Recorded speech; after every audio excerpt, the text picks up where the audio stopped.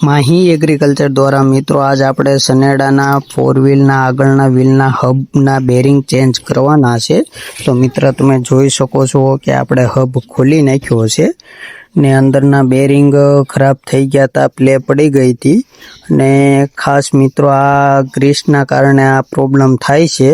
તો મિત્રો ટાઈમસર દર વર્ષે આને ગ્રીસિંગ કરવા પડે અને સર્વિસ કરવા પડે છે। તો મિત્ર તમે જોઈ શકો છો કે હવે આપણે બેરિંગ બહાર કાઢી અને નવા ફિટિંગ કરવાના છે। તો આપણે એની કોનું પણ હવે નવી બેસાડી દઈશું। વિડીયો ગમે તો લાઈક કરો, શેર કરો, ચેનલને સબસ્ક્રાઈબ કરો અને તમારે જો કોઈ પણ જાતનું રિપેરિંગનું કામકાજ હોય તો અમારો કોન્ટેક્ટ કરી શકો છો અને અમારા માહી એગ્રીકલ્ચરના સનેડા લેવા માટે પણ અમારો કોન્ટેક્ટ કરી શકો છો। તો મિત્ર તમે જોઈ શકો છો કે આપણે બેરિંગમાં ગ્રીસનું કામ ચાલી રહ્યું છે। તો મિત્રો આપણે હવે પેલું મોટું બેરિંગ બેસાડી ત્યારબાદ હબ બેસાડી દેવાનું છે અને ત્યારબાદ આપણે નાનું બેરિંગ બેસાડવાનું છે।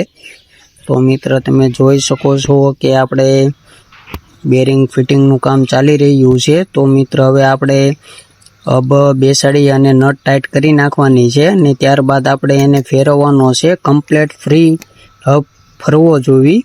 તો મિત્ર તમે જોઈ શકો છો કે હબ ફ્રી કમ્પ્લીટ ફરે છે। તો મિત્રો હવે આપણે એને ટાયર પણ ફેરવી નાખ્યું। વિડીયો ગમે તો લાઈક કરો, શેર કરો, ચેનલને સબસ્ક્રાઈબ કરો અને કમેન્ટ જરૂર કરજો।